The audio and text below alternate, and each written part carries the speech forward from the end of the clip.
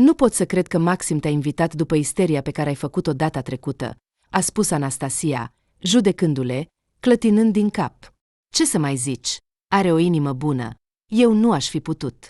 Iubitul ei, Nikita, care stătea la volan, a râs. La Maxim inima e bună, iar la Zahăr nervii sunt slat și psihicul fragil. De anul nou ar trebui să-i facem un abonament la psiholog. Să-l învețe că trebuie să aprecieze mai puțin banii și să ducă, cum se spune, o viață mai spirituală. Zahăr stătea pe bancheta din spatea mașinii și pur și simplu sufla de furie, ascultând glumele prietenilor. Râdeți, râdeți, a murmurat el. V-aș fi văzut pe voi doi dacă ați fi pierdut o jumătate de sută așa, într-o seară. Anastasia a clătinat vesel din cap. Nu am fi pierdut. Pentru că nu aveți, a spus Zahăr cu ironie. Avem, doar că nu ne-am fi cheltuit așa mulți bani pe o simplă întâlnire cu prietenii.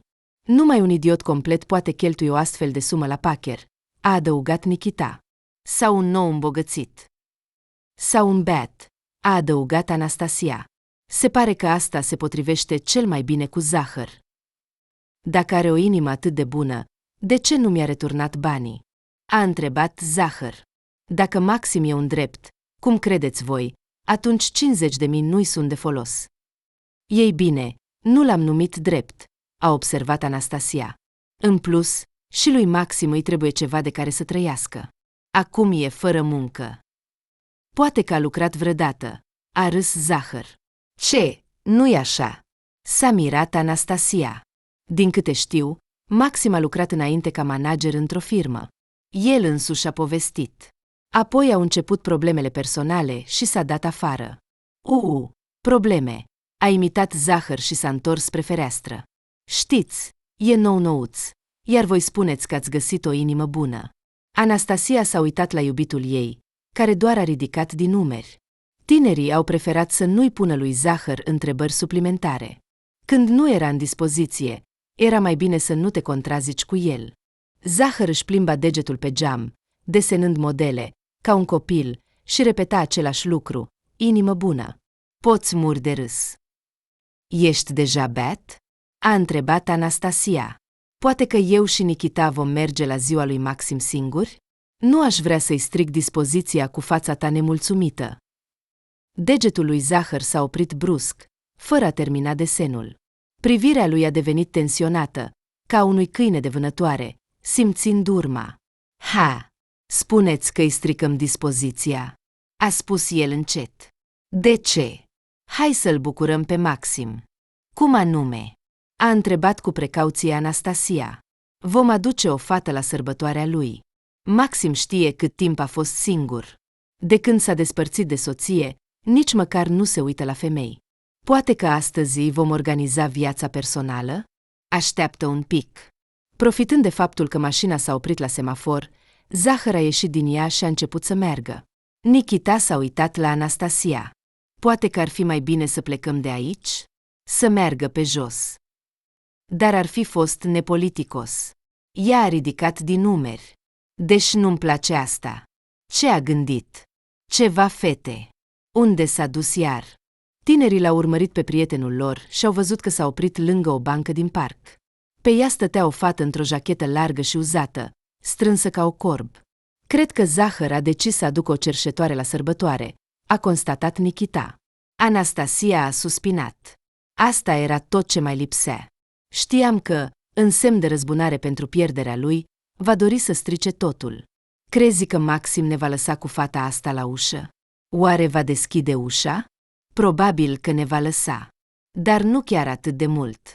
La semafor s-a făcut verde. Nikita a claxonat.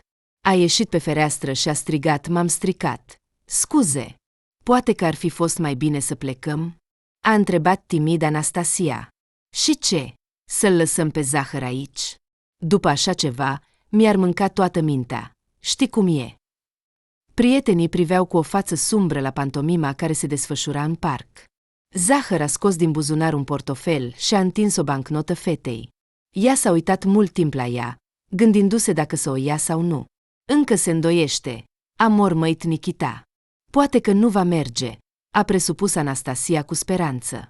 Făcând niște calcule în minte, Fata a luat bancnota oferită și s-a ridicat de pe bancă. Nikita și-a acoperit fața cu mâinile. Ei bine, seara va fi interesantă. Zahăr a prins-o galant de cot și a dus-o spre mașină. Nikita a spus cu voce joasă.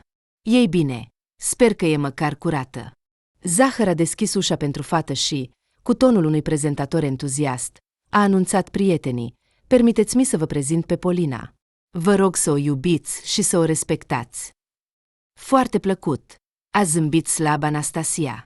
Aceștia sunt Nikita și Anastasia, i-a prezentat Zahăr pe prieteni, așezându-se lângă Polina.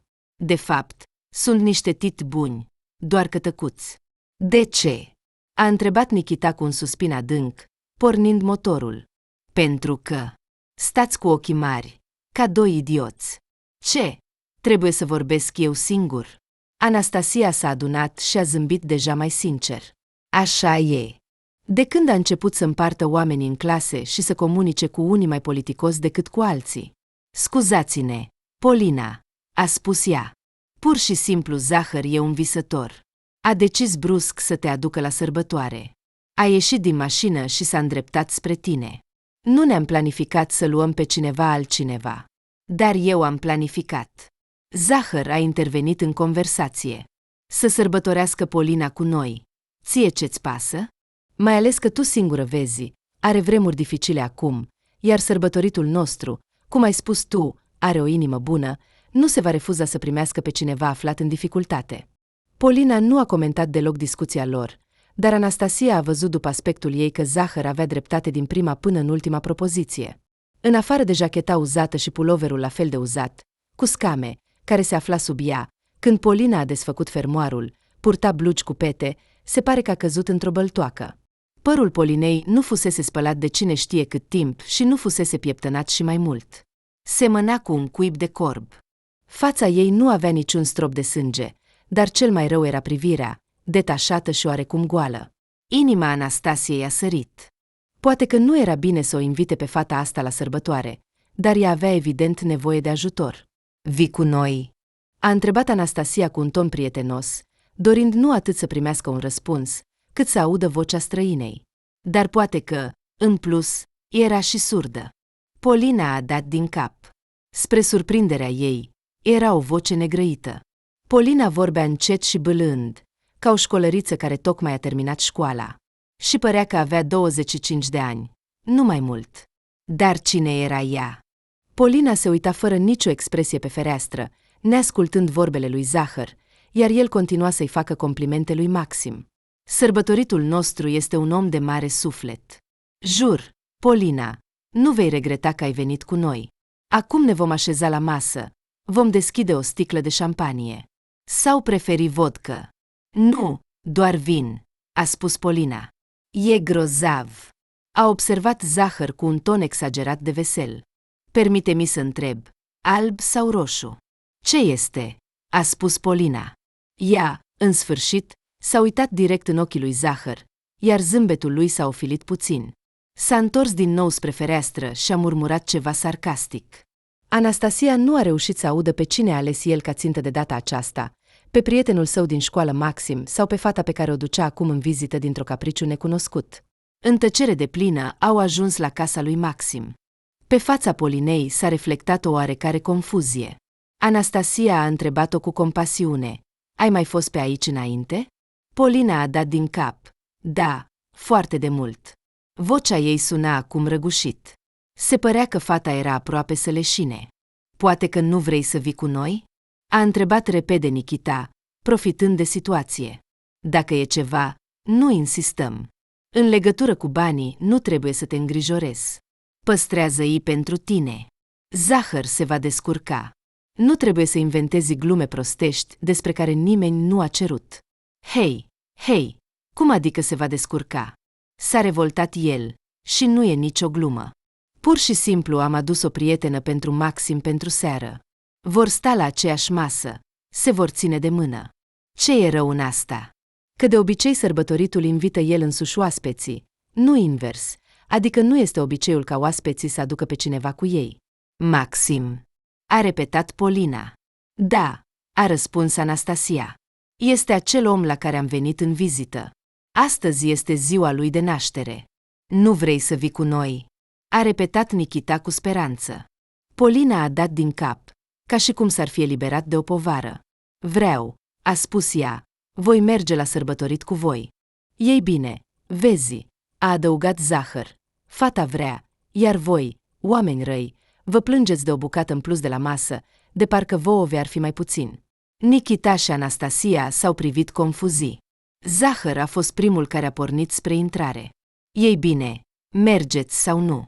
La Maxim, probabil, deja au fost desfăcute sticlele și totul s-a răcit, iar voi aici vă împotmoliți. Polina a mers după el.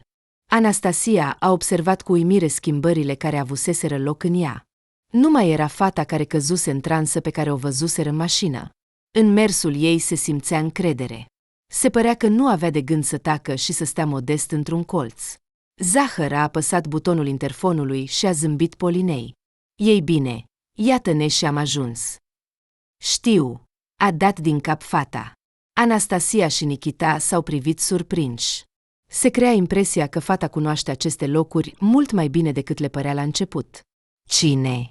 A întrebat interfonul cu vocea lui Maxim. Ai noștri, a răspuns Zahăr cu un ton dulce.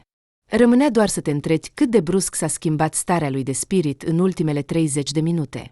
Ușa s-a deschis. Zahăr a lăsat-o pe Polina să treacă înainte. Te rog. Ea a dat din cap, a intrat, fără să simți deloc jenată de ceea ce se întâmpla. S-a îndreptat imediat spre lift. Etajul 5, a sugerat Zahăr. Mi se pare că va fi un scandal, a șoptit Anastasia. Ce faci? Fără panică, nu va fi niciun scandal. Vezi, fata e calmă. Și Max nu e scandalaghiu. În lift au călătorit în tăcere deplină. Anastasia era aproape să înceapă să se roage. Să nu mai merg cu tine nicăieri, a șoptit ea lui Zahăr, ieșind pe casa scării. Maxim îi aștepta deja la ușă cu un zâmbet primitor pe față. La vederea prietenilor care ieșeau din lift, zâmbetul lui s-a transformat în confuzie. Mai exact, la vederea lui Polina. La ceilalți nu s-a mai uitat. Salut, a spus Maxim, derutat. Salut. Și la mulți ani, a spus Anastasia, întinzându-i un pachet cu un cadou. Maxim nu se uita la ea. Ei s-au întâlnit cu privirile și au înghețat. Salut, după o mică pauză a spus fata. Îmi pare rău, așa a ieșit, m-au chemat. L-am văzut din fereastra mașinii când am trecut pe lângă parc, a adăugat Zahăr, și m-am gândit, oricum e loc liber, de ce să nu iau fata, ți-ar face plăcere. Maxim nu asculta, s-a dat deoparte și a întrebat cu înctare fata, vii? Ea a dat din cap și, trecând pe lângă Maxim, a spus încet la mulți ani. Îmi pare rău că fără cadou. Astăzi ai aniversarea, 30 de ani, iar buzunarele mele sunt goale. A intrat în apartament, Maxim a mers după ea. Anastasia l-a tras pe Zahăr de colțul jachetei. Nu înțeleg nimic. Se cunosc. Ghicește din 3 încercării, a râs el. Ei sunt mai mult decât doar cunoscuți, dacă înțelegi ce vreau să spun. Știai despre asta și ai adus-o pe Polina aici? S-a mirat Anastasia. Desigur. Crezi că sunt atât de prost să duc aici tot felul de vagaboande de pe stradă? Cui îi trebuie asta? El s-a ascuns și el în hol, iar Anastasia s-a întors spre ajutorul iubitului ei. Și ce ai de spus la asta? Nikita a ridicat din numeri. Ce să spun? Rămâne doar să observăm ce se va întâmpla mai departe și lasă-ți, te rog, pachetul undeva în apartament. Nu te mai băga la Maxim. Vezi și tu, acum nu-i de asta. Au intrat în apartament. Maxim nu s-a obosit să pună decorațiuni pentru propria sărbătoare. Probabil că a considerat că este ceva copilăresc și neserios.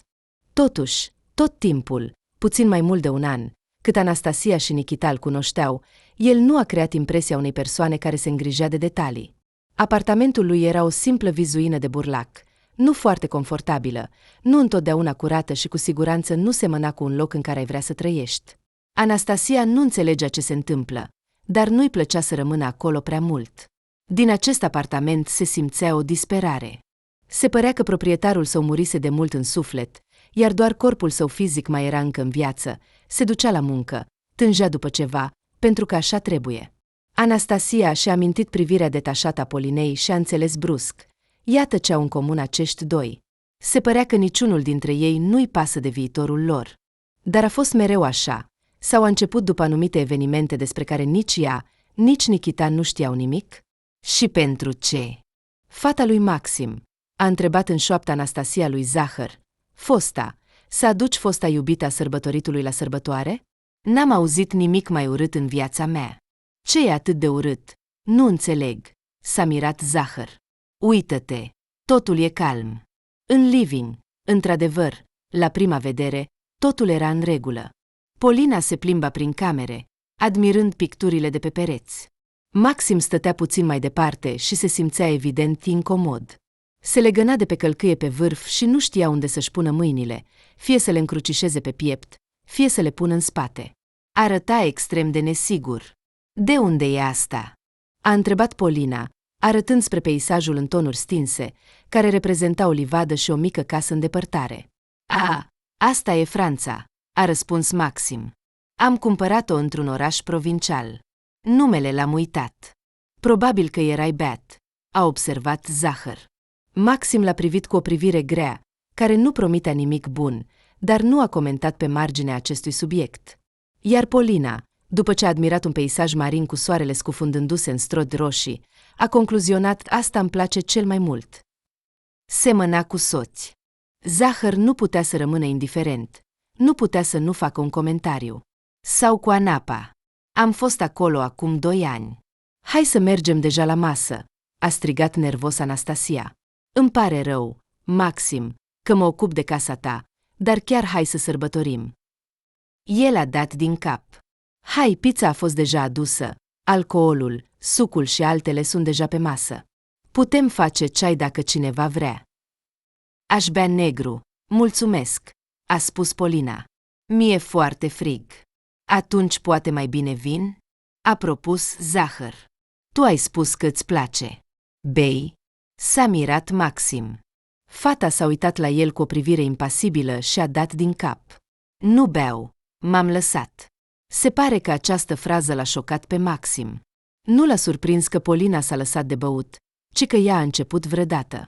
Ei bine, voi pune ceainicul, a spus el, fără a-și lua privirea de la Polina. De parcă nu observa uimirea lui, ea stătea pe canapea și se uita în jur fără un interes special, ca și cum s-ar fi aflat într-un muzeu. Când toți s-au adunat deja la masă, Nikita a tușit și, luând un pahar cu șampanie, a spus: nu sunt foarte bun la inventat toasturi, așa că voi spune cum e. Maxim, eu și Anastasia te cunoaștem nu de mult, dar ne-am convins deja că ești o persoană minunată, bună și fidelă cuvântului tău. Sunt sigur că toți cei adunați la această masă vor fi de acord cu asta. Îți dorim fericire, sănătate bună, atingerea unor noi culmi. Ei bine, ce mai doresc oamenii? În general, să-ți meargă totul în viață așa cum îți dorești tu.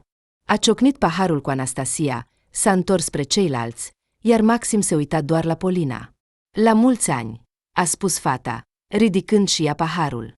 Pe buzele ei a apărut pentru prima dată un zâmbet în toată seara. Cât timp Maxim se putea aminti, aceasta a fost cea mai ciudată zi de naștere din viața lui.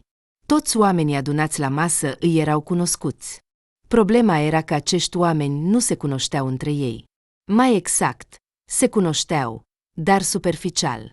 Nimeni dintre ei nu avea idee ce rol jucau ceilalți în viața sărbătoritului. Polina a ridicat din nou paharul la buze. Maxim își dădea seama că este nepoliticos, dar nu putea să nu se uite la ea. Felicitările lui Nikita și Anastasia. Glumele lui Zahăr. Toate acestea treceau pe lângă el, ca și cum nu l-ar fi atins. Atenția lui Maxim nu putea să se concentreze pe altceva decât pe fața Polinei. O văzuse de prea mult timp. E rândul tău să feliciti. După al doilea pahar de șampanie, Zahăr a împins-o ușor pe Polina în lateral, scoțând-o dintr-o stare de visare. Fata s-a uitat la Maxim, el s-a tensionat interior, neștiind ce ar putea să-i ureze.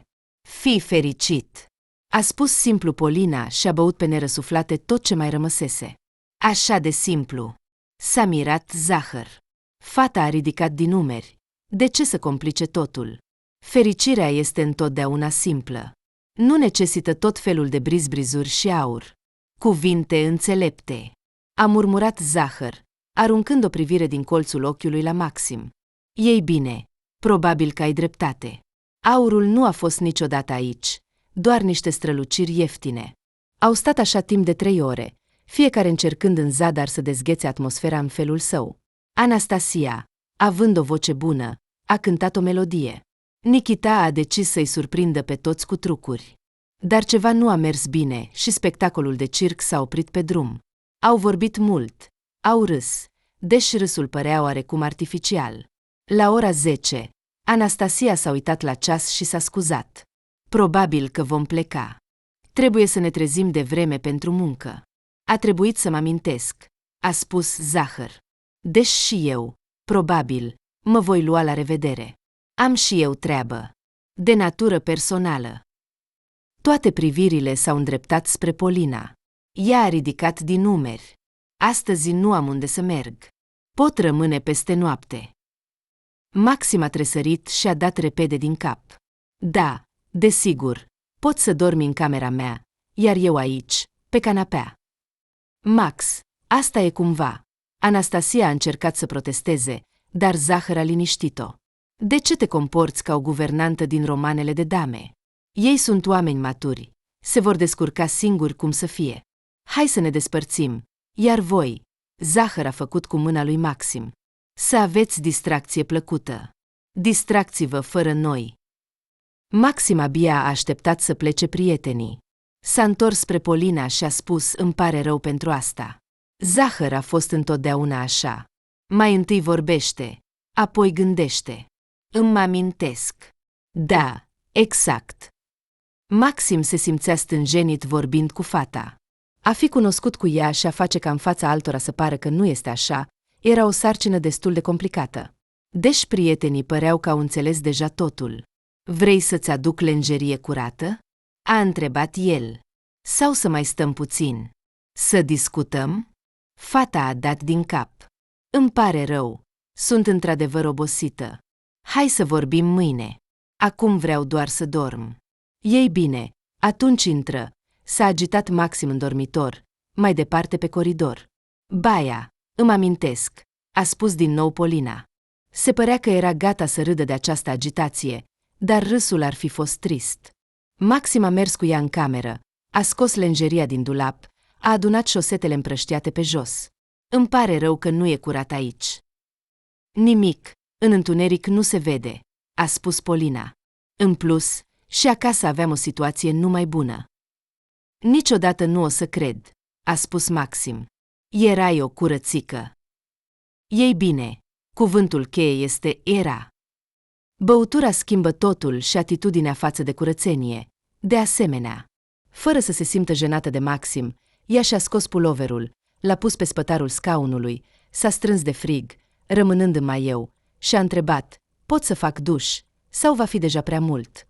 Doamne, da, fă-o, desigur. Ce? Îmi pare rău. I-a întins fetei un prosop și ea a dispărut în baie. Maxim s-a așezat pe un scaun și a stat așa un timp, cu capul între mâini. Nu înțelegea deloc ce se întâmpla. Fata care venise la sărbătoare, căzând ca un fulg pe cap, era în același timp a lui, Polina, și nu a lui. Nouă, adultă, slăbită, de parcă viața o lovise și mult mai rău decât pe el. Ce s-a întâmplat cu ea? Și merită să-i pună întrebări Polinei, sau ea va povesti totul dacă va dori. Ascultând pentru o vreme zgomotul apei care venea din baie, Maxim s-a ridicat și a decis să se ocupe de probleme mai urgente. A căutat în dulap, a scos cele mai curate tricouri, blugi, s-a dus la baia și a bătut ușor la ușă. Îți las niște haine pe noptieră. Nu am haine de femeie. Ce am găsit? Polina nu a răspuns nimic. Poate că pur și simplu nu l-a auzit. Maxim a stat așa un minut la ușă și s-a întors în cameră. Fata care a ieșit din baie era o persoană complet diferită. Aspectul ei obosit nu dispăruse, dar fața Polinei devenise mai proaspătă, părul după duș și uscătorul de păr se ondula frumos în bucle. Hainele lui Maxim erau mari pentru ea, dar Polina a dat din cap cu recunoștință. Mulțumesc! Voi trimite hainele mele la spălat. Mă voi ocupa eu de asta. Tu culcă-te! Polina s-a încruntat puțin. Nu, mai bine eu. Nu vreau să fiu datoare. Nu ești datoare cu nimic. Dacă vrei, consideră că îți dau datoria pentru toate acele dăți în care tu ai spălat pentru mine. Dacă iei în considerare că de câteva ori mașina noastră s-a stricat și ai spălat cu mâinile, am o datorie față de tine de 10 ani înainte. Polina nu a vrut să se contrazică cu el. A plecat în cameră. Ușa s-a închis încet în spatele ei. Maxim a intrat în baie, a ridicat tricoul și blugii aruncați direct pe podea și le-a băgat pe toate în mașina de spălat. O vreme s-a uitat la el în oglindă, încercând să înțeleagă dacă s-a schimbat el însuși, la fel ca Polina, și dacă da, cât de mult. Pe tricoul ei a observat o mică pată de sânge. Oare cineva a bătut-o? La doar gândul la acest necunoscut, mâinile lui Maxim s-au strâns în pumni. Da, cu siguranță s-a schimbat. În vremurile anterioare, ceva de genul acesta l-ar fi lăsat doar perplex. Maxim a ieșit din baie și s-a oprit din nou la ușa dormitorului. O vreme a ascultat, dar nu a reușit să prindă niciun sunet. Apoi s-a hotărât și, simțindu-se ca un maniac, a deschis ușa. Polina dormea. Corpul ei slab era complet pierdut printre pături. Maxim i-a dat 2, îngrijorându-se că în cameră era rece. S-a apropiat pe vârfuri de pat și s-a uitat la fața Polinei, străduindu-se să o distingă în întuneric. În somn, fruntea fetei s-a netezit puțin. Expresia feței a devenit mai puțin tensionată. Era din nou acea Polina pe care Maxim o pierduse cândva. Nu dispăruse nicăieri, doar se ascundea de ceilalți sub o mască de impasibilitate. Poate că așa nu era dureros. Maxim s-a așezat pe un scaun, a stat mult timp, păzind somnul Polinei, apoi a șoptit. Ce să fac cu tine? Ce am făcut noi? Nu a avut curajul să pronunțe altă frază. Ce am făcut? În tinerețe, Maxim nu avea probleme în a comunica cu fetele. Arăta bine, cineva dintre colegi îl numea pe la spate frumos. Nu provenea dintr-o familie foarte bogată, dar magazinul mic pe care părinții îl dețineau era suficient pentru a asigura o existență normală. În anul 4 de studii, chiar și-a cumpărat o mașină cu ajutorul tatălui, care credea că fiecare bărbat ar trebui să aibă cavalerul său de fier. Pe parcursul studiilor la universitate, Maxim a fost de 2 ori într-o relație, dar ambele s-au terminat fără succes. Cu prima fată nu s-au înțeles. Ea nu ieșea din cluburile de noapte, iar a doua i-a spus direct că caută pe cineva mai bogat. Ești, desigur, amuzant, Maxim, și e bine cu tine, dar viața e așa, înțelegi, a spus ea, retușându-și buzele în oglindă. Vreau să ies din această groapă, iar tu nu te străduiești nicăieri. Așa vei sta toată viața în provincie. Iar ce poți să găsești aici? Plictiseală. Dacă afirmația aceasta l-a deranjat pe Maxim, nu a fost suficient pentru a-l face să sufere prea mult. Sentimentele lui pentru acea fată nu erau foarte profunde. Maxim se întâlnea cu ea mai mult din inerție, pentru că așa trebuia. A decis să se lase purtat de întâmplare și să aștepte ca soarta să-i aducă în viață pe cea potrivită. Până atunci, se va distra, căci oricum nu va mai avea o a doua tinerețe. Prietenul său de la universitate, Zahăr, pe numele său real Nicolae Zah, avea aceeași părere. Ce e cu fetele astea? S-a terminat lumea cu ele, spunea el. Pentru o seară, mereu poți găsi pe cineva, dar pentru toată viața. Dar cu asta mă voi ocupa serios când împlinesc 40 de ani, iar până atunci, cred că e prea devreme. Maxim nu împărtășea pe deplin convingerile prietenului său zăpăcit, dar a decis să nu grăbească evenimentele.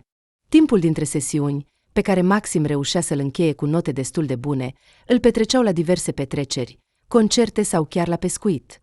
Zahăr și părinții săi erau pasionați de vânătoarea liniștită și încercau să însăfle aceeași dragoste și tinerilor. Zahăr o numea ironic o distracție pentru bătrâni, dar totuși, de câteva ori pe lună, îl invita pe Maxim să se alăture distracției lor de familie. Acesta nu refuza.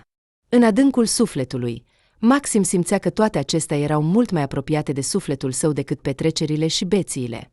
În timpul pescuitului pe malul râului, simțea o adevărată comuniune cu natura și uneori glumea că, la bătrânețe, se va transforma într-un bătrân cârcotaș și morocănos, care se pricepe la tipurile de undițe și momeri și care va alunga turiștii zgomotoși. În ziua în care s-a întâmplat nenorocirea cu Zahăr, prietenii au mers la râu împreună.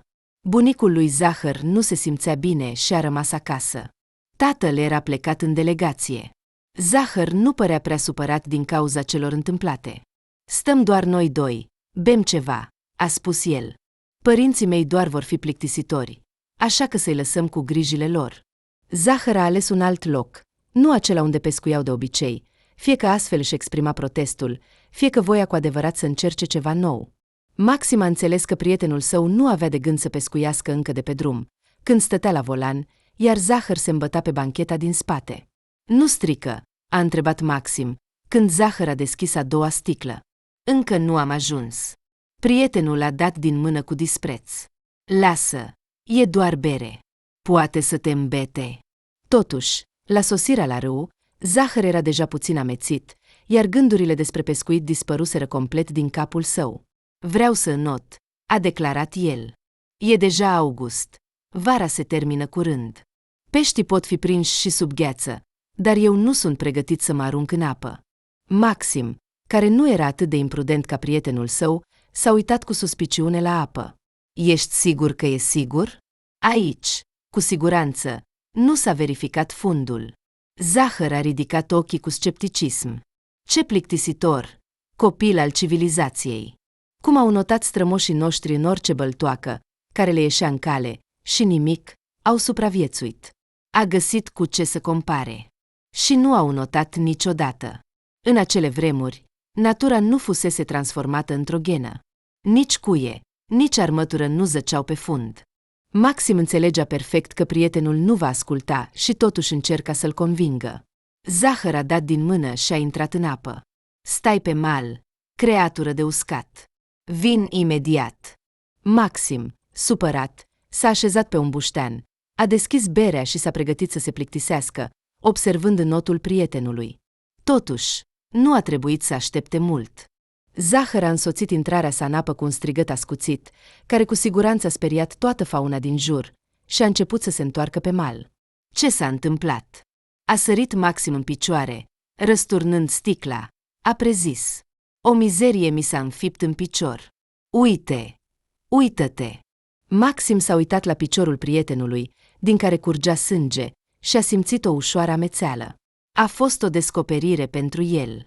Nici nu bănuiam că este frică de sânge. Te-ai tăiat cu ceva metalic? A întrebat el. De unde să știu? A răspuns Zahăr. Poate cu sticlă. Tu ai spus că au stricat toată natura. Maxim, cu un efort de voință, s-a adunat, a dat din cap spre mașină. Să mergem. Unde? S-a mirat Zahăr. La spital. Poate ai o venă tăiată sau altceva. Nu am idee cum se pun cusături. Mormăind pentru sine, Zahăr s-a îndreptat spre mașină. A luat toți banii, încă o sticlă și-a observat. Pescuitul s-a dus de râpă. Ei, despre ce vorbești? Tu îngrijorează-te de picior. De ce să mă îngrijorez? Zahăr a ridicat din umeri. Piciorul e la locul lui. Acum asistenta mă va îngriji. Seara nu s-a terminat încă. Maxim, pentru a nu știu câta oară, s-a întrebat ce leagă de Zahăr și nu a găsit răspuns. Se părea că au foarte puțin în comun cu prietenul său. Dacă Zahăr, chiar și scurgând sânge, visează la fete, iar Maxim tremură mai mult decât el. Din fericire, era târziu, drumurile erau goale, iar la spital au ajuns în vreo 20 de minute. Unde mergem? La urgență sau la chirurgie? A întrebat Maxim, gândindu-se la această întrebare pe parcursul jumătății drumului. De unde să știu eu? Acum îl întrebăm pe bunic. Zahăr a deschis geamul și l-a întrebat pe bătrânul paznic din cabină. Omule, unde se duc cei cu răni tăiate? Așezând mașina chiar la ușa secției, Maxim l-a ajutat pe prietenul său să iasă și l-a condus pe verandă. Se aștepta ca în hol să nu fie nimeni. Va trebui să strige cine e viu? Ca în pustie. Totuși, au avut noroc. O asistentă trecea pe coridor, iar Maxim s-a adresat ei. Fată, bună ziua! Ne poți ajuta, te rog? Asistenta s-a întors. Zahăr a scos un sunet de aprobat. Se pare că fata i-a plăcut. Maxim l-a împins în coaste. Fata era într-adevăr drăguță, subțire, cu părul blond și cu gene lungi, ca ale unei păpuși. Și totuși, nu veniseră aici pentru asta. Merită să te gândești la flirt în acest moment? Asistenta a observat cârpa plină de sânge de pe piciorul lui Zahăr și a exclamat speriată. Desigur. Urmați-mă. Aici este aproape sala de operație. Îl voi aduce acum pe doctor. Nu-mi plac cuvintele sala de operație și doctor, a murmurat Zahăr. Nu ai putea să mă îngrijești tu. Asistenta a dat din cap. Îmi pare rău. Nu am calificarea necesară pentru a face asta. Dar cui îi pasă de vreo calificare? Sunt sigur că mâinile tale delicate îmi vor alina durerea imediat. Maxim l-a împins pe prietenul său deja mai tare, iar având în vedere că Zahăr se agăța de umerii lui, aproape că au căzut amândoi. Nu-i dați atenție la vorbele prietenului meu, a spus Maxim. A pierdut mult sânge și delirează. Se pare că asistenta își ținea cu greu zâmbetul. Aici nu e departe. Ușa aceea de la capătul coridorului. Te descurci? Doar 10 metri, a mormăit Zahăr. E floare la ureche. Nu se știe dacă a mințit sau a spus adevărul, dar Maxim a simțit o ușoară ușurare când, în sfârșit, l-a așezat pe Zahăr pe masa de examinare și s-a eliberat de greutatea lui. Asistenta a fugit undeva, a chemat doctorul și a anunțat, întorcându-se, că Pavel Ivanovici va veni imediat, așa că haideți să-i scoatem bandajul, să vedem ce aveți. Cârpa murdară, care fusese cândva o cămașă a lui Zahăr, a căzut pe podea, iar Maxim a simțit din nou amețeală. Rana arăta mult mai rău decât înainte. Se părea că Zahăr pierduse numai puțin de 1 litru de sânge. Cum reușea să glumească în acea stare? Maxim nici nu a înțeles cum, de ce și în ce moment a leșinat. S-a trezit când cineva, probabil aceeași asistentă drăguță, i-a adus o vată cu amoniac. Lângă capul fetei se afla Zahăr. Din cealaltă parte a apărut un bărbat necunoscut cu barbă, probabil chirurg. Ei, cum o numea asistenta? Ivan Palic? E viu, a anunțat Zahăr. Credeam că tu vei cânta mai repede în cutie. Cum te simți? A întrebat asistenta cu îngrijorare. Poți să te așezi? Poți să cedezi masa de examinare, a propus Zahăr. Ție ți-ar trebui, se pare. Maxim s-a așezat cu greu, a dat din cap. Se simțea groaznic de rușinat. Din cauza unei simple răni a leșinat, ca fetele din romanele vechi. Ce fel de comportament e acesta? Chirurgul s-a apucat de rana lui Zahăr, schimbând atenția prietenului de la Maxim la propriile sale senzații, nu prea plăcute. Asistenta continua să se uite cu îngrijorare la Maxim. Nu te mai amețește. Nu, totul e în regulă, Prabramatalon. Cred că voi ieși în coridor. Nu trebuie, mai bine să stai pe loc. Maxim, fără să o asculte, s-a ridicat cu greu de pe podea, a ieșit pe ușă. Voia să părăsească complet secția, dar trebuia să rămână pentru a-l aștepta pe Zahăr. Asistenta a ieșit după el. Vrei ceai? Sau poate, bomboane? Ai nevoie de ceva dulce. Hai să mergem în sala asistentelor. Nu am nevoie de nimic, a dat din mână Maxim. Nu te îngrijora. Totuși, fata s-a dovedit a fi insistentă, l-a prins de manșetă și l-a tras după ea. Nu te mai certa. Dar ce se întâmplă dacă leșin din nou? Urmează-mă. Au ajuns într-o cameră mică, destul de confortabilă pentru standardele spitalișești, iar asistenta a început imediat să se ocupe de ceainic. Vrei ceai negru sau verde? Oricum e incomod că te ocud așa de mine. Dar asta e munca mea, a zâmbit asistenta, așa că nu te sfii, îți voi spune mai mult. Poți să te simți ca acasă. Oricum, acum avem puțini pacienți. Auzind cuvintele despre muncă, Maxim a simțit o ușoară frustrare. Se crea impresia că asistenta vorbește cu el doar din obligație. Totuși, care ar putea fi alt motiv pentru asta? Fata a pus pe masă o cană cu un model floral, a aruncat în ea un plic de ceai și s-a prezentat.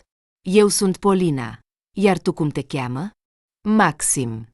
Iar prietenul meu Zahăr, adică pe pașaport el e Nicolae, iar numele de familie, în general, nu contează. Probabil nu ți este ușor cu el. Ei, se mai întâmplă, a fost de acord Maxim. Și cum ai ghicit? Ei bine, se vede de la prima vedere. Sunteți prea diferiți. E chiar ciudat că reușiți să fiți prieteni. Deși am aceeași situație. Prietena mea, Sașca, e o adevărată aventurieră, ar fi trebuit să se nască băiat. A turnat apă clocotită în cana lui Maxim, a împins un bol cu bomboane. Poftim. Mulțumesc, a dat din cap Maxim. Ești sigur că te simți bine? Sigur. Te rog, nu mai întreba despre asta. Mi-e rușine că am făcut atâta tărăboi. Nu e nimic rușinos aici, a replicat fata. Dacă vrei să știi, când am asistat prima dată la operație, m-a apucat și pe mine rău, deși mai fusesem în contact cu sângele și fusesem la morgă. Pavel Ivanovici mi-a mai spus odată. A spus că persoanele slabe de înger și fetele delicate nu au ce căuta în sala de operație. Oh, ai un doctor serios, a observat Maxim. Exact tipul de doctor de care Zahăr avea nevoie, altfel ar fi făcut din nou circ. Dar unde s-a rănit așa? La pescuit. Am mers la râu, doar că Zahăr, se pare, a decis că trebuie să prindă pești cu mâinile, așa că a intrat în apă. Maxim nici nu a observat cum i-a dezvăluit Polinei întreaga sa poveste. A povestit despre studiile sale la universitate și despre prieteni. Fata l-a ascultat foarte atent și a pus întrebări la momentul potrivit. Maxim s-a topit complet. Apoi, dintr-o dată, s-a trezit. Ceva mă tot face să vorbesc despre mine. Povestește și tu ceva. Cum ai ajuns în medicină, de exemplu, în acest loc înfricoșător? Fata nu a apucat să-i răspundă. În birou a intrat Zahăr cu piciorul bandajat. Ei, în sfârșit te-am găsit.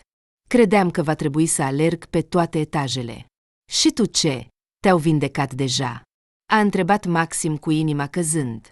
Dintr-un motiv oarecare, voia ca Zahăr să fie bandajat cât mai mult timp, astfel încât să nu se arate.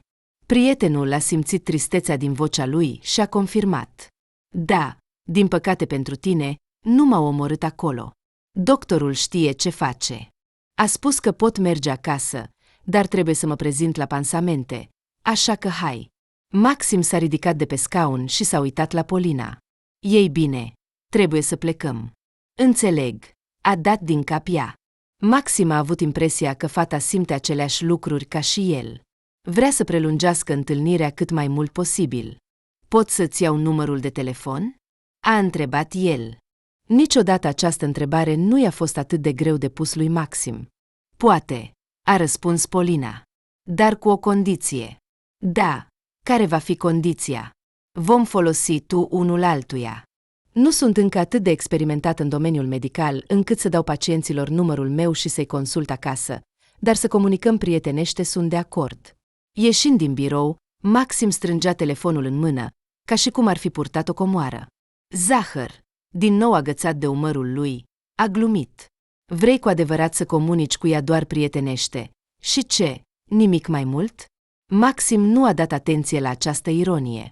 În acel moment, a simțit pentru prima dată în viața sa un sentiment pe care cărțile îl numesc de obicei sufletul cântă. În inima lui se năștea speranța că acum, cu această fată, totul va merge bine, că Polina va fi aceea unică, pe care o căuta. Romanul dintre Maxim și Polina s-a dezvoltat rapid, deși cuvântul rapid nu se potrivea deloc cu fata. Polina, în ciuda vârstei sale fragede, avea doar 22 de ani, era o persoană înțeleaptă și calmă.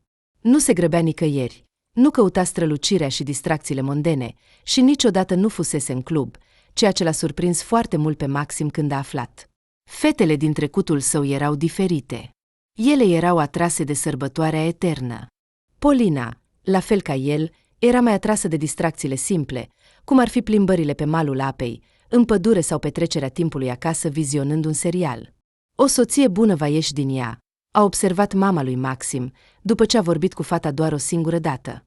Mamă, dar ce soție, s-a rușinat el, nici măcar nu ne-am gândit la nuntă.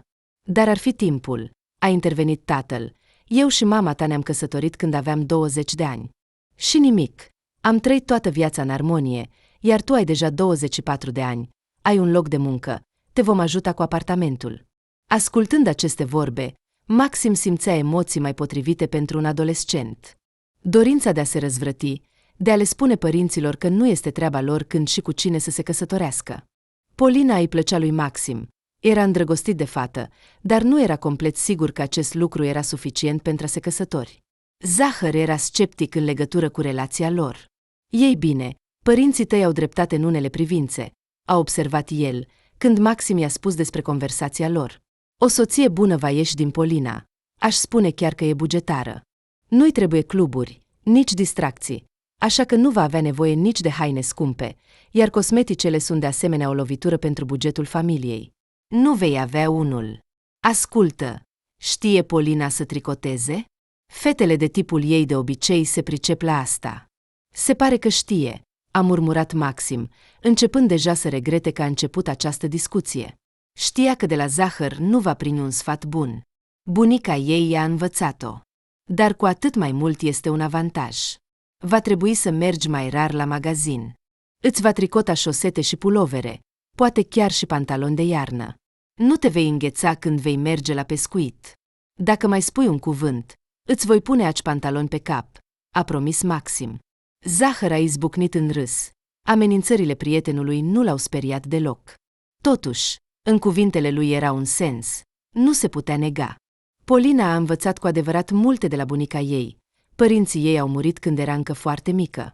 Iar bunica, Evgenia Victorovna, a crescut-o singură. Fata era modestă. Avea puțini prieteni la școală.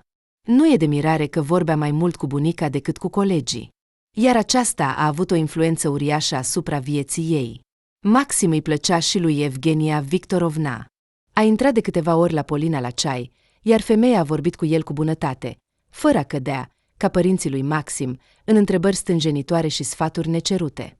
La fel ca Polina, era interesată de viața lui Maxim, dar o făcea într-un mod neintruziv și nu putea fi acuzată pe Evgenia Victorovna de curiozitate excesivă. Lucrezi ca contabil? Întreba ea, turnându-i din nou ceai. Financiar, o corecta el. Asta suna mai solid și nu-i provoca lui Maxim asocieri cu mătușile care discută despre toți angajații la o ceașcă de ceai. Ce face firma ta? Vinde structuri metaliș. De fapt, nu e interesant. Maxim chiar credea că aici, în bucătărie, printre șervețelele din dantelă și picturile brodate pe pereți, a vorbit despre structuri metaliș și era o blasfemie. Cuvântul structură metalică părea aproape o insultă în acest loc. Și cum e șeful tău? Bun. Drăguț? Continua să întrebe Evgenia Victorovna. Ai un aspect atât de obosit. Nu te terorizează la muncă? La noi nu e șef, ci șefă, a răspuns Maxim. Și în ceea ce privește bunătatea? Nu m-am lămurit încă. E la noi de 2 săptămâni și a devenit șefă, doar pentru că tatăl ei e o mare șefă. Nu așteptăm nimic bun. Important e să nu ne deranjeze. Polina, care stătea lângă el, și-a pus capul pe umărul lui și a șoptit. Dacă îți va fi greu, poți pleca oricând. Știu. Mă voi angaja în spitalul vostru. Voi gestiona achizițiile. Măcar voi învăța ce dimensiuni au seringi și cum se numesc medicamentele. Nimic din toate acestea nu-i trecea lui Maxim prin cap. Nu voia să lucreze într-o organizație municipală, dar gândul că cineva se îngrijorează și îl susține îl încălzea. Nu te supăra pe bunica pentru aceste întrebări, a spus Polina, când au mers în camera ei să se uite la un film. Ea nu te consideră rău, doar se teme că te vei asocia cu vreun escroc, a spus Maxim. Polina a dat din cap. Ei bine, da, ceva de genul acesta. Știi, în anii de școală, băieții mă supărau adesea, fără niciun motiv, doar pentru că eram o elevă silitoare. Acum bunica se teme că asta se poate repeta, dar în viața mea adultă se protejează. Înțelegi? Și cum? A întrebat Maxim zâmbind. Crezi că am trecut castingul pentru a fi prietenul tău? Ai trecut de mult? Încă de dinainte să o cunosc pe bunica mea, a răspuns fata, înroșindu-se, și l-a sărutat. Maxim în acel moment nu putea să-și imagineze ce importanță va avea Evgenia Victorovna în viața lui, mai exact, ce importanță va avea absența ei în viața Polinei. Asta s-a întâmplat într-o dimineață de duminică, când se întâlneau cu Polina pentru a merge la țară. Seara, nimic nu prevestea nenorocirea. Maxim a sunat-o pe Polina, a întrebat-o dacă are nevoie de ceva din magazin și a alimentat mașina din timp. A verificat prognoza vremii, s-a asigurat că ziua va fi însorită și își imagina în gând orele pe care le va petrece singur cu Polina, departe de tot felul de vorbăreți, cum ar fi prietenii și părinții. Dar toate visele lui s-au năruit. Dimineața, Polina nu răspundea la apeluri, poate că i s-a stricat telefonul, a presupus mama, observând suferința lui Maxim. Nu se poate așa ceva. Apelurile trec, înseamnă că apelul există. Ei bine, Poate că a închis sunetul. L-a liniștit mama. Întâmplător am apăsat pe tasta greșită. Se mai întâmplă. Și totuși, Maxim simțea că problemele cu telefonul nu aveau legătură cu el. Chiar dacă Polina ar fi închis sunetul, cu siguranță se uita la ceas, văzând că e timpul să plece. Fata l-ar fi sunat pe el, iar dacă nu a făcut-o, înseamnă că s-a întâmplat ceva serios, ceva de care era înfricoșător să te gândești. Neavând puterea să stea pe loc, frământându-și telefonul, Maxim s-a așezat la volan și a plecat. Polina locuia nu prea departe de el, doar la 2 străzi distanță, așa că a ajuns repede. Totuși, și aici l-a așteptat un eșec. Ușa apartamentului Polinei era încuiată, nimeni nu răspundea la apeluri sau la bătăi. Tânăr, ești la Polina? O bătrână care a ieșit din apartamentul vecin s-a uitat curioasă la el. Maxim a dat din cap, iar fața vecinei a căpătat o expresie de compasiune. Nu e aici. Cum adică nu e? A plecat undeva. Bunica ei s-a simțit rău noaptea trecută. Au dus-o cu ambulanța, iar Polina este probabil acum cu ea în spital. Maxim i-a mulțumit vecinei și a alergat pe scări, fără să se uite la trepte, aproape că și-a întors gâtul. Pe drumul spre spital, a fost la un pas să se ciocnească de un jeep scump cu geamuri fumurii, dar a ajuns la destinație în timp record, în doar 30 de minute, în ciuda ambuteiajelor groaznice din oraș. Nu a fost nevoie să întrebe personalul spitalului unde să o caute pe Polina. O fată de la recepție, care îl cunoștea, l-a văzut pe Maxim și i-a explicat unde trebuie să meargă. Încercând să nu facă prea mult zgomot, Maxim a urcat la etajul 2 și a văzut-o imediat pe Polina. Se strânsese pe o bancă, ca un vrăbioi înghețat, și părea că nu mai semăna cu ea însăși. Era palidă, slăbită. Părea că în noaptea trecută a îmbătrânit cu 5 ani. Polina l-a observat pe Maxim și a șoptit. Bunica, ea. Știu, a spus Maxim. A coborât lângă ea pe bancă, a îmbrățișat-o și a început să o leagănă ca pe un copil. Și Polina a început să plângă brusc, a înfipt fața numărului Maxim și a plâns fără mângâiere. Amar, repetând din nou și din nou, am rămas complet singură. Cum adică? În sufletul lui Maxim s-au strecurat suspiciuni neplăcute. Polina s-a uitat la el cu ochii plini de lacrimi și a șoptit: bunica a murit. Nu va mai fi cu mine. Atunci această frază l-a lăsat pe Maxim fără cuvinte și pentru o vreme chiar fără capacitatea de a gândi. Îl cunoscuse pe Evgenia Victorovna de curând, dar ea reușise să devină pentru Maxim ceva stabil, ceva fără de care apartamentul Polinei își pierdea o bună parte din farmec. Cum adică, nu va mai fi, și nimeni nu va mai turna ceai, și nu va mai întreba despre ierburile pe care doar ea știa să le pregătească, cum îi merge la muncă. Într-o măsură deplină, fraza Polinei a devenit clară pentru el când a văzut-o la cimitir. Toate aceste zile, fata, temându-se să rămână singură în apartament, a locuit cu prietena ei, Sașca, și acum stătea cu ea braț la braț. Și totuși, chiar fiind lângă prietenă, fata părea singură. Vântul îi flutura rochia, părul, ochii erau plini de lacrimi. Polina arăta de parcă s-ar fi putut rupe în orice moment. Apoi Maxim a auzit șoaptele vecinelor ei, invitate la înmormântare. A rămas complet singură, săraca. Evgenia era ca o mamă pentru Polina. Ce se va face acum? Aceste șoapte au trezit în Maxim sentimente ciudate. Pe de o parte, voia să ceară tuturor acestor compătimitori să tacă, iar pe de altă parte să facă tot posibilul ca cuvintele lor să se dovedească a fi minciuni. Cum putea Maxim să îndrept situația? Ce putea face pentru ca Polina să nu se simtă atât de singură? Răspunsul era la suprafață și era evident. Poate că ar fi fost mai înțelept să reflecteze și să aștepte măcar până la sfârșitul zilei. Dar Maxim pur și simplu nu putea suporta să o vadă pe Polina atât de supărată, pierdută. Când toți au început să se îndrept spre ieșirea din cimitir, s-a apropiat de prietenele ei și a întrebat cu grijă dacă poate vorbi cu ea în privat. Sașca s-a uitat la el aproape cu reproș, de parcă Maxim intenționa să facă ceva scandalos și indecent la cimitir, despre care apoi s-ar fi scris în ziare. Polina, însă, a reacționat calm la cuvintele lui. Da, desigur. Saș, tu poți să pleci. Ne vom ajunge din urmă. Așteptând să plece prietena, Polina s-a uitat la Maxim și l-a întrebat îngrijorată dacă s-a întâmplat ceva. Da, adică nu, s-a bâlbâit el. Mai degrabă, vreau să se întâmple. Vrei să te căsătorești cu mine? Polina s-a uitat la el confuză și nedumerită, de parcă credea că nu a auzit bine. Iar Maxim a adăugat nesigur. Adică, dacă crezi că bunica ta ar fi aprobat candidatura mea. Bunica a aprobat-o și de mult. Serios? S-a mirat Maxim. Polina a dat din cap. Dar tu aprobi? A întrebat el. Și în loc de răspuns, Polina l-a sărutat cu bâlâândețe. Nu mai erau necesare alte cuvinte. Totul era deja clar. Au avut o nuntă modestă, au rezervat o sală la o cafenea, au invitat doar cei mai apropiați prieteni. Pentru Polina, aceasta era Sașca, pe care o știa din copilărie, iar pentru Maxim zahăr. Ultimul, de altfel, obișnuia să se plângă, numind această sărbătoare întâlniri de bătrâni, dar a venit la sărbătoare și chiar a reușit să-i distreze pe toți, ceea ce de obicei nu făcea când era de o dispoziție proastă. Tatăl lui Maxim și-a respectat promisiunea, i-a dăruit fiului un apartament. Afacerea lui, deși destul de modestă, îi permitea să pună deoparte puțini bani, așa că acest cadou a fost la îndemână.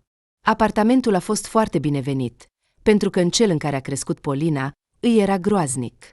Încă mă amintesc de bunica. Ultima zi cu ea îi povestea Polina lui Max. Uneori, mi se pare că aud pașii ei. Am impresia că dacă închid ochii pentru o clipă, ea va ieși de după colț. Asta mă bucură și mă sperie în același timp. Ei bine, acum vom avea locuința noastră fără fantome, l-a liniștit Maxim, și vom scrie în acest apartament povestea noastră. Chiar s-a simțit imediat mai matur, de parcă, pe lângă inelul care acum era pe degetul său inelar, ar fi venit și experiența de viață și înțelepciunea.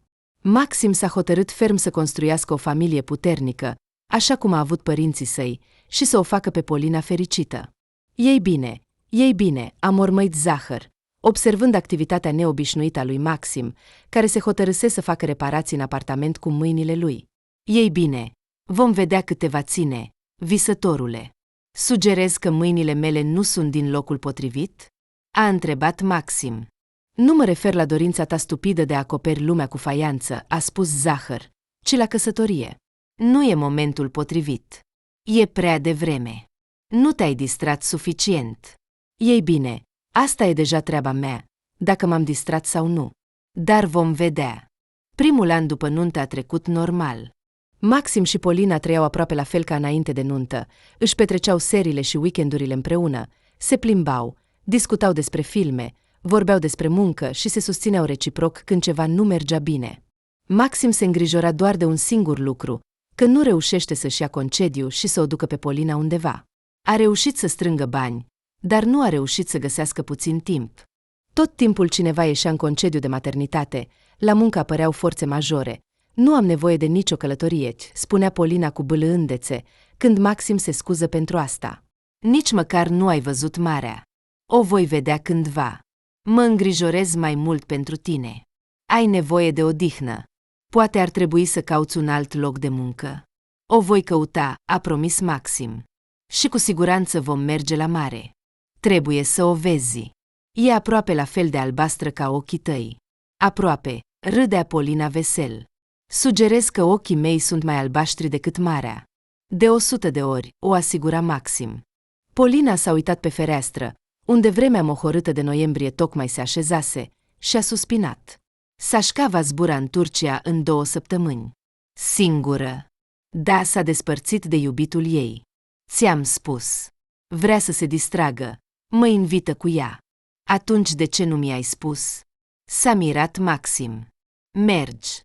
Desigur. Ar trebui să ai concediu în curând. Cu siguranță vei reuși să-l amâni. Pavel Ivanovici te adoră și nu va refuza să te ajute. Era evident că Polina își dorea cu adevărat să plece în această călătorie, dar era sfâșiată de sentimente contradictorii. Dar tu? Vei petrece seriile în singurătate? În compania televizorului? A glumit Maxim. Poate că vom ieși undeva cu Zahăr? Se plânge mereu că am uitat prietenia noastră. Știi, când ai menționat numele lui Zahăr, m-a făcut să mă tem să te las, a zâmbit Polina. Cine știe în ce te-ar putea băga? Nu mă va băga în nimic, nu-ți face griji. Dimpotrivă, eu voi avea grijă de el. Și într-un fel, Maxim a reușit să o convingă pe Polina să plece în această călătorie. A fost trist să o trimită singură, dar Maxim și-a spus că așa va fi mai bine. Cine știe când va putea el însuși să scape de muncă? Mai bine să se odihnească Polina fără el decât să nu se odihnească deloc. Zahăr a primit vestea despre plecarea Polinei cu entuziasm și o oarecare ironie. Așadar, ești din nou în rândurile celibatarilor? Chiar și pentru 2 săptămâni. Nu pot să cred că s-a întâmplat din nou. Ah, nu mai spune prostii, l-a întrerupt Maxim. Faptul că Polina a plecat nu înseamnă că mă voi lăsa dus de val. Dar măcar în lucruri mai puțin grave? A întrebat Zahăr. Sâmbătă aceasta, la colegul meu, fratele, din păcate, este o sărbătoare, ziua lui de naștere, mă invită. Vii cu mine. Și cum mă vei prezenta? Ca fiind perechea ta. Foarte amuzant, a strâmbat Zahăr. Și, între noi fie vorba, Serghei, acel coleg de-al meu, îi place să joace cărți. Tu voiai să strângi bani pentru a-ți face soția fericită, să o duci în lume. Poate că ai noroc? Ei bine, și eu sunt un jucător de cărți, a murmurat Maxim. Ei bine, nu sunt un jucător de cărți, dar mă amintesc cum am jucat o partidă în anul 5 și tu ai câștigat pe toată lumea. Spune-mi că nu ți-a plăcut. Nu voi spune, a recunoscut Maxim, dar nu voi mai risca așa. Exact. Am uitat. Tu ești acum un soț model, a zâmbit Zahăr, tot așa de corect și prudent. Bine, voi merge, s-a predat Maxim, dar nu din cauza cărților stupide, ci pentru că deja mă satur de televizor. Stau în fața lui în fiecare seară ca un bătrân. Nici măcar nu am cu cine să discut. Și te-am avertizat înainte de nuntă, a spus Zahăr într-un ton moralizator. Nu-i nimic. Hai să mergem la petrecere, să găsim pentru tine o fată. Nici o fată, l-a oprit Maxim. În cel mai bun caz, cărți. Dar măcar ceva, a dat din cap Zahăr. Credeam că ai putrezit complet în vizuina ta. Motivele care l-au dus pe Maxim în casa de țară a lui Serghei erau într-adevăr destul de nevinovate, fiind conduse de plictiseală. Maxim chiar i-a spus la telefon soției despre planurile sale, omisiunea, desigur, a posibilei jocuri de cărți. Polina a aprobat călătoria lui. Desigur, mergi, a spus ea. Nu e corect că eu mă distrez, iar tu te plictisești. Cuvintele ei l-au încurajat puțin pe Maxim. Deși nu intenționa să se lase dus de val, totuși conștiința îi spunea că ceva nu este în regulă. Acest Serghei, despre care vorbea Zahăr, locuia la marginea orașului într-o vilă confortabilă cu 2 etaje, la vederea căreia ochii lui Maxim au ieșit din orbite. Cu ce se ocupă, spui, acest frate al tău? A întrebat el. Șeful meu. Nici nu-mi vine să cred. Ai prieteni buni, nu-i așa? Și trebuie să știi să alegi prietenii. Așa va fi mai ușor să trăiești, i-a făcut cu ochiul Zahăr. Hai, te voi prezenta tuturor. Intrând în casa lui Serghei, Maxim a simțit pentru prima dată în viața sa un complex de inferioritate. Aici erau prea multe camere, mobilă, lume, de parcă șeful lui Zahăr dorea să obțină totul și imediat, să impresioneze un oaspete întâmplător cu splendoarea locuinței sale și să-l trimită la podea. Serghei întârziase undeva, iar Zahăr, în calitate de gazdă, îi arăta lui Maxim unde și ce. Vii aici des? A întrebat Maxim. Dacă nu aș fi cunoscut pe tine, aș fi crezut că totul îți aparține. Îi cunoști chiar pe toți oaspeții. Ei bine, sau ei mă cunosc pe mine, a corectat Zahăr fără false modestii. Eu sunt o persoană cunoscută în oraș. Nu știai?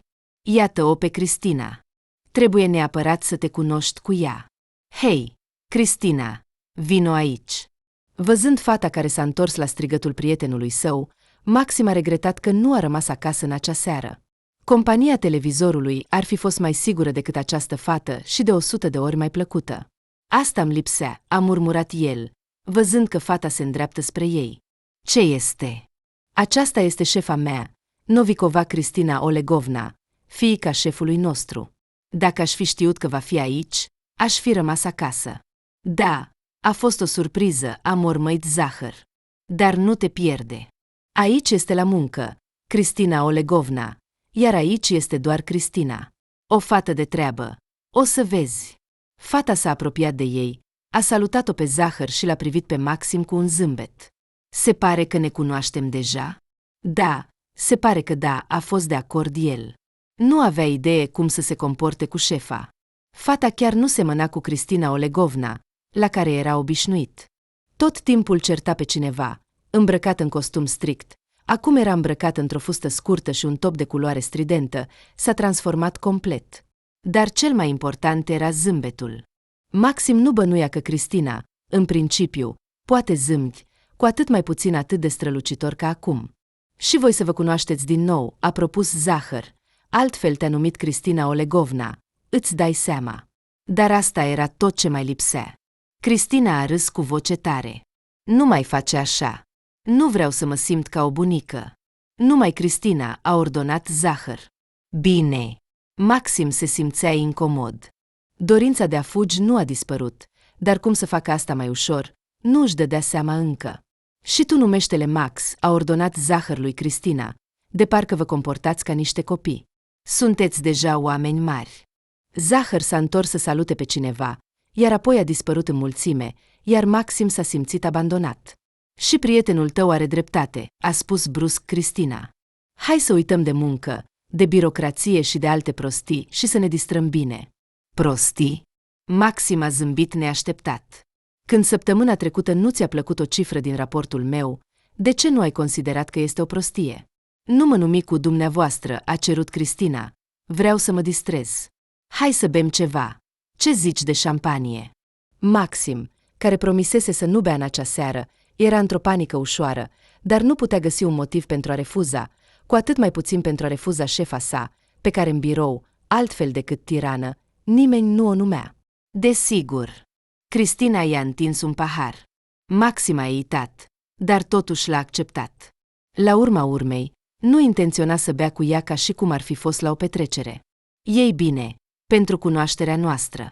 Cristina a lovit ușor paharul ei de-al lui și a băut dintr-o dată. Se pare că ne cunoaștem, a observat Maxim. Ei bine, de fapt, ne-am cunoscut doar acum.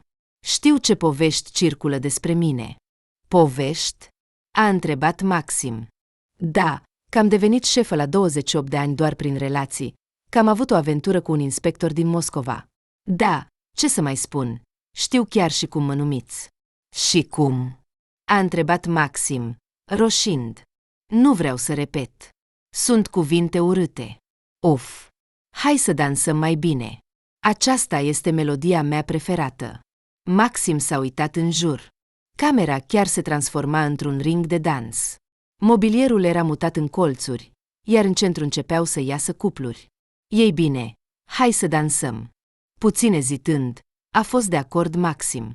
Din nou, doar pentru că nu a găsit un motiv pentru a refuza.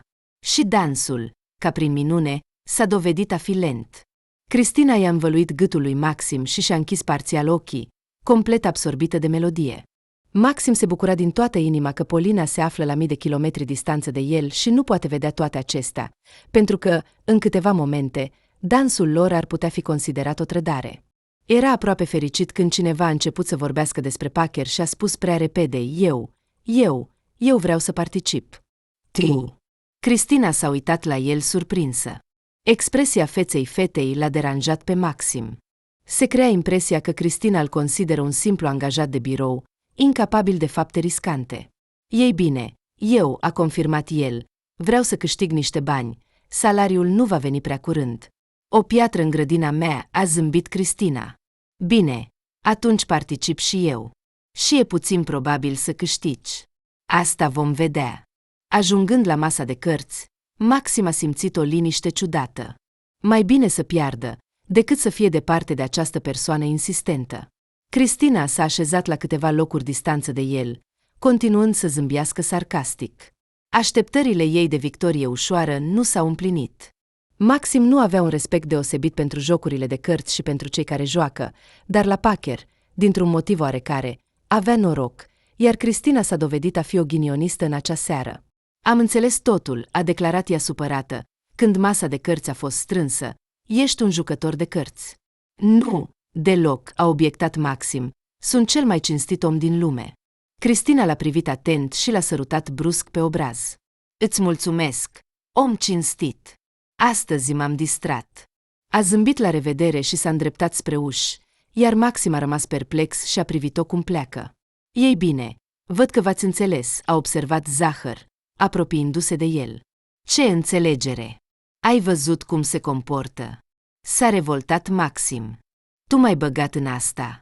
Eu? Zahăr părea profund ofensat. Nu te-am băgat în nimic. Pur și simplu te-am adus aici, iar mai departe ești pe cont propriu. Ce? Și-am dansat cu ea, și la masa de cărți zâmbeam. Poate că ai putea crede că cineva te-a forțat. Maxim înțelegea că prietenul are dreptate, dar tot se simțea supărat. Rămânea doar să sper că această excursie se va termina așa și că Cristina va uita de tot până dimineața următoare, transformându-se din nou în Cristina Olegovna, o femeie răutăcioasă. Cum a fost seara ta? Îl întreba Polina a doua zi dimineața. Nu am sunat seara. M-am gândit că poate dormi deja sau că nu te-ai întors acasă de la petrecere. Maxim zâmbi, trist la reflexia sa din oglindă. Nu a reușit să adoarmă în noaptea aceea. În minte îi veneau tot felul de variante despre cum ar fi putut să o respingă pe Cristina și să o pună la punct. Zahăr, ca de obicei, s-a îmbătat, toată lumea dansa, iar eu mă plictiseam. Extrem de sincer, a răspuns el. De fapt, întreaga seară trecută s-a simțit ca și cum îi lipsea ceva. Probabil, confortul de acasă, la care s-a obișnuit atât de mult cu Polina. Și mie mi-a fost dor de tine, i-a mărturisit ea. Am fost cu Sasha la o excursie, iar eu mă gândeam tot timpul la tine. Regretam că am plecat în vacanță cu prietena, nu cu tine. Maxim s-a gândit că nu ar putea răspunde același lucru, că ar fi vrut să danseze cu ea, nu cu fiica unui mare șef, care, în plus, are un caracter destul de schimbător. Ei bine, vom merge mai târziu, a spus el, strângând în mâini bancnotele câștigate în seara precedentă. Cel puțin, acum banii sunt suficienți. Plecând la muncă, Maxim se temea de întâlnirea cu Cristina. Se temea de reacția ei și de ce va spune. Și s-a dovedit că totul era simplu. Cristina l-a întâmpinat pe pragul biroului, a răspuns la salutul lui Maxim cu un gest sec din cap și a intrat înăuntru. Maxim nu putea să creadă în o astfel de bucurie. Chiar se va termina totul aici. Dar, din păcate, speranțele lui nu s-au împlinit. După prânz, l-a întâlnit din nou pe Cristina, anume pe Cristina, nu pe Cristina Olegovna. Asta se putea înțelege din privirea ei arzătoare pe care i-a aruncat-o în biroul ei. Dar intră, închide ușa, i-a poruncit ea. Am adus contractul. Maxim a fluturat dosarul, încercând în zadar să îndrepte energia lui Cristina spre un curs de muncă. Contractul poate aștepta. Mai bine uită-te unde ne invită. Pe noi, a precizat Maxim. Pe mine, pe prietenul tău enervant, dar asta nu contează, pentru că vei fi cu mine. Uită-te! Cristina i-a întins telefonul, arătându-i un mesaj. Maxim a citit rapid și a clătinat din cap. Nu, îmi pare rău, nu voi merge. Din nou cu dumneavoastră. S-a încruntat Cristina. Suntem la muncă. Acum suntem singuri aici, așa că formalitățile nu sunt necesare. Bine, a spus Maxim cu un oftat adânc. Ei bine, atunci îmi pare rău, dar nu pot merge. De ce? Păi, pentru că sunt căsătorit. Ei bine, nu te chem la oficiul stării civile, ci la o petrecere. Dar totuși, nu este corect. Și chiar și pentru a ajuta pe cineva. Ce ajutor? S-a mirat Maxim. Nu ai pe nimeni cu care să mergi. M-am gândit că îi cunoști pe toți acolo. Îi cunosc, a spus Cristina cu tristețe. Asta e problema. M-a părăsit recent un băiat. Sper că nu vei vorbi despre asta. E personal. Așa că, toată lumea știe că sunt o părăsită și se va aștepta să plâng, să mă plâng, ceva de genul acesta. Și nu vreau să mă plâng. Chiar sunt fericită că a plecat, înțelegi. Și nu vreau să fiu compătimită, așa că este foarte important să vin în compania cuiva, iar toată lumea să vadă că nu trebuie să-mi pară rău, nu sunt singură, am prieteni. Prieteni sau băiat? A întrebat Maxim cu un ton sceptic. Prieteni, a repetat Cristina ferm, nu sunt pregătită pentru o nouă relație. Și ce? Zahăr nu este suficient. Tu ai spus că l-au chemat. Zahăr. Cristina a făcut o grimasă când a pronunțat acest nume. Dar tu îl cunoști. Se va îmbăta în primele 30 de minute și va uita de tot, inclusiv de mine. Și eu voi rămâne din nou singură. Așa că eu trebuie să fiu acoperirea? Îmi pare rău, dar totul pare oarecum ambigu. Cred că voi refuza. Maxim s-a îndreptat spre ușă, când vocea lui Cristina l-a oprit. Dar dacă îți dau liber? Tu ai cerut asta de mult, nu-i așa? Maxim s-a întors, s-a uitat la ea. 2 săptămâni? Sau chiar o lună? Vino cu mine la eveniment de 2-3 ori și poți pleca în toate cele 4 colțuri. Oferta era tentantă, dar totuși situația în care îl punea Cristina părea ambiguă. Numai să mergi și nimic mai mult? A întrebat el. Privirea lui Cristina era complet sinceră. Promit. Ei bine, atunci bine, sunt de acord. Maxim s-a abținut prea mult de la petreceri și a uitat cum este. După o săptămână, se întâlnea cu Cristina pentru a 4-a oară, iar câteva zile mai târziu s-a întors Polina. De atunci au trecut câțiva ani, dar Maxim nu a reușit să înțeleagă cum a ajuns să se implice în această poveste. Ascultând bătăile ploii, se uita pe fereastră și se mira de ce întorsături poate lua uneori soarta. Cu câteva ore în urmă, se simțea cel mai nefericit și pierdut om din lume. Un sărbătorit care la 30 de ani a pierdut sensul vieții. Și acum? E interesant totuși, ce sentimente l-au condus pe Zahăr când l-a adus pe Polina la prietenul său? Dorea binele sau voia să se răzbune pentru o înfrângere? Era 2 noaptea. Polina a ieșit fără zgomot din cameră și s-a așezat și ea la masă. De ce nu dormi? A întrebat Maxim. Nici eu nu știu. Nu pot dormi. Ei bine, și eu am aceeași problemă. Polina s-a uitat atent la ceașca de cafea care stătea în fața lui și a observat. Ei bine, după așa ceva cu siguranță nu poți adormi. Ei bine, nu-i nimic. Acum sunt șomer. Pot dormi în orice moment al zilei, când vreau. Toarnă-mi și mie, a cerut Polina. Maxim s-a ridicat. A făcut cafea pentru ea. Aroma ei aducea confort în bucătăria înghesuită și alunga sentimentul de singurătate. Când ai realizat totul? A întrebat el, punând ceașca în fața fetei. Despre ce anume? Despre faptul că între mine și Cristina este ceva. Imediat? A șoptit Polina. Când m-am întors din călătorie, am văzut imediat că ai devenit altcineva. Cum adică? Nu știu. Mi se pare că m-ai fericit. Maxim a zâmbit amar. Niciodată nu a auzit ceva mai absurd în viața lui. Da, fericit. Dacă așa stau lucrurile, atunci, convinându-mă să beau o sticlă de whisky singur, devin și eu fericit. Pur și simplu mă ajută să uit. Îmi oferă noi impresii, de care m-am dezobișnuit. Polina tăcea. Părea ciudat că s-au întâlnit așa, după atâția ani, și discutau despre divorțul lor. Probabil că ar fi trebuit să facă asta mai devreme, atunci ar fi reușit să evite greșelile. M-am îndrăgostit de ea, dar nu a fost dragoste, a adăugat Maxim. A fost o obsesie. Dar ce este atunci dragostea? A întrebat Polina. Maxim a tăcut. Nu avea răspuns la această întrebare. Polina s-a îmbrățișat cu brațele și a început să se leagă pe scaun. Mă durea. Foarte tare. Îmi pare rău. Atât de tare mă doare că am început să beau. Maxim s-a trezit și s-a uitat la ea cu uimire. Ce? Deci nu glumeai când vorbeai despre asta? Nu, cred că am uitat cum să glumesc, dar nu am băut din cauza ta. Pe tine mă supăram atunci. Nici măcar nu puteam plânge. Ochii mi erau uscați. Și din ce motiv te supărai atunci? Nu dintr-un motiv, ci dintr-o persoană, a corectat-o Polina. Din cauza copilului nostru. Copilului? A repetat Maxim ca în vis. Da, care a dispărut la scurt timp după divorțul nostru. Probabil că nu a suportat supărarea mea sau a preluat durerea mea, pentru că nu puteam plânge. Asta a fost motivul pentru care am început să beau. Sasha mi-a spus că așa va fi mai ușor. Mă va ajuta să uit.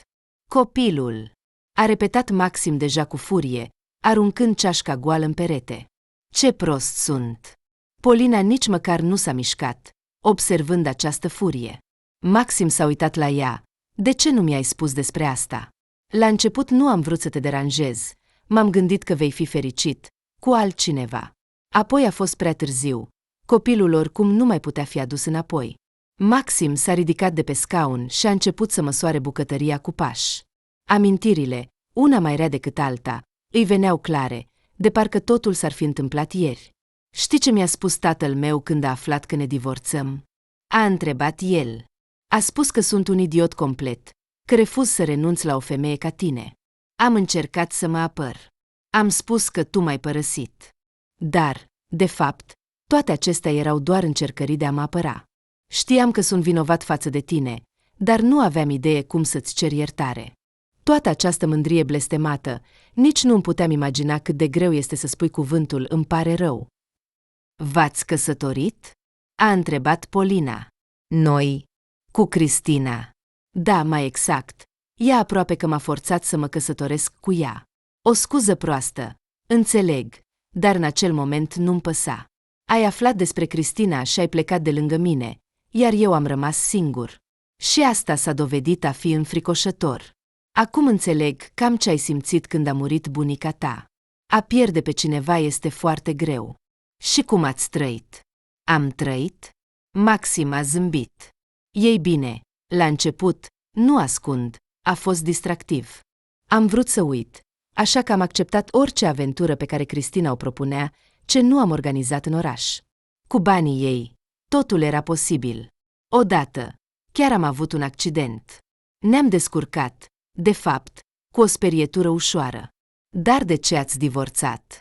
Da, din același motiv pentru care Cristina, în timp, a abandonat dansurile, jocurile de cărți, echitația.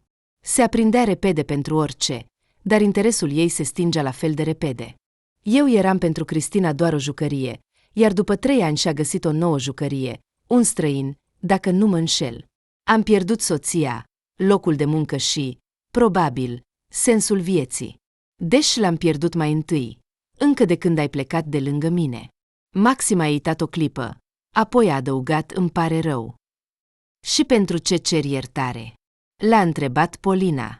Păi, pentru că nu am reușit să păstrez căsnicia noastră. Din cauza unei prostii am distrus totul. Dacă ai ști cât de mult regret acum totul. Cu atât mai mult acum, când am aflat despre copil. Polina se apleca peste ceașcă, iar părul ei lung îi acoperea fața. În întuneric nu se putea distinge, dar lui Maxim i s-a părut că umerii ei tremură. Dar tu, cum ai trăit toți acești ani? A întrebat el. Nu te-ai mai căsătorit? Maxim, dintr-un motiv oarecare, se temea să audă răspunsul la această întrebare. Se temea să afle că Polina are acum un soț și că acesta va veni în curând să o ia cu el. Polina a clătinat din cap, iar Maxim s-a simțit ca cel mai mare idiot, dar tot a întrebat. Ei bine, ai un băiat? Nici măcar nu am o casă, a zâmbit Polina. Ce vrei să spui? Cum adică nu ai? S-a mirat Maxim. Dar cum rămâne cu apartamentul bunicii tale? Ei bine, ai auzit, probabil, că băutura nu duce la nimic bun. La început beam doar cu Sasha, apoi au început să vină la mine diferiți oaspeți. Toți erau atât de triști, supărați de viață, ca și mine. Îi compătimeam pe toți, le permiteam să rămână peste noapte sau 2. Toți păreau a fi prieteni buni și tovarăși de nenorocire. Apoi, nici eu nu știu cum s-a întâmplat. Unul dintre ei a venit și mi-a arătat documentele pentru apartament. Pentru acel apartament pe care îl consideram al meu, a adăugat Polina. Probabil că am semnat ceva când eram beată. Nu mai puteam rămâne în apartament, așa că m-am mutat pentru o vreme la Sasha, dar acolo nu eram deloc la locul meu. Ea a renunțat la băutură și și-a găsit un nou logodnic, iar eu eram, fie o veche prietenă, fie o vagaboandă de pe stradă. Evident, nu eram necesară nimănui acolo, așa că am plecat. Atunci cât timp ai fost pe drum? Aproape 10 zile, nu mă amintesc exact. Știi, când te rătăcești pe străzi, fiecare zi pare o veșnicie și vrei să se termina cât mai repede, chiar împreună cu viața. Nu spune așa. Maxim a zguduit-o pe Polina de umeri. Nu îndrăzni să spui așa. Auzi? Și ce dacă? A întrebat Polina cu un zâmbet trist. Ce poți să-mi faci? În loc de răspuns, Maxim a îmbrățișat-o. Polina plângea, fără să se mai ascundă, chiar pe umărul lui. Voi pleca dimineața, a promis ea. Unde? Ei bine, nu contează, unde mă vor duce ochii. M-am obișnuit deja. Dar eu nu m-am obișnuit. Auzi? A strigat Maxim. Au trecut deja câțiva ani, dar nu am reușit să mă obișnuiesc cu faptul că nu ești lângă mine. Polina suspina în tăcere. Se părea că nu mai avea puterea să rostească măcar un cuvânt. Nu te voi lăsa să pleci din nou, a promis Maxim. După un timp, l-a dus pe Polina în pat, forțând-o să se culce. Dimineața este mai înțeleaptă decât seara, a spus el. Mâine vom rezolva totul. Polina și-a tras pătură până la bărbie și a observat. Vorbește exact ca bunica mea. Ei bine, eu am decis odată să o înlocuiesc. Ai uitat? Maxim stătea lângă ea și îi mângâia părul, neputând să înțeleagă cum a putut să o lase pe Polina să plece. Nu voia să repete greșelile din trecut. Dacă soarta i-a oferit o a doua șansă, atunci trebuia să o folosească, indiferent de cost. Sau poate că a doua șansă nu i-a fost oferită de soartă, ci de prietenul său insistent? Despre zahăr, Maxim uitase deja. A ieșit din cameră, s-a furișat în hol, pregătindu-se să rămână acolo, lângă ușă, dacă va fi nevoie. Să facă orice, doar să nu o piardă pe Polina, ca data trecută. Dar mai întâi trebuia să vorbească cu Zahăr. Alo! Prietenul a răspuns la telefon după primul apel, iar vocea lui suna surprinzător de treaz. Ei bine, ești un nenorocit, a spus Maxim cu simț de răspundere. Și-ți mulțumesc pentru cuvintele frumoase. Nu te deranjez? Nu se aude muzică, nici voci de femei. Nu ești la petrecere. Ce petreceri? Ai uitat câți ani am? Îmi e frică să-mi imaginez. 30. Încă puțin. E timpul să te apuci de nepoți. Bine, bine, am înțeles. Nu trebuie să te explici, a zâmbit Maxim. De fapt, voiam doar să-ți mulțumesc pentru ceea ce ai făcut astăzi și pur și simplu pentru că ești aici. Probabil că ai băut prea mult de fericire, a zâmbit Zahăr. Astăzi e o aniversare, e permis, și ai o fată atât de frumoasă lângă tine. Doar să nu te îmbăți de tot, nu pierde a doua șansă, căci a treia nu va mai fi. Nu voi pierde, a răspuns Maxim. Promite-mi.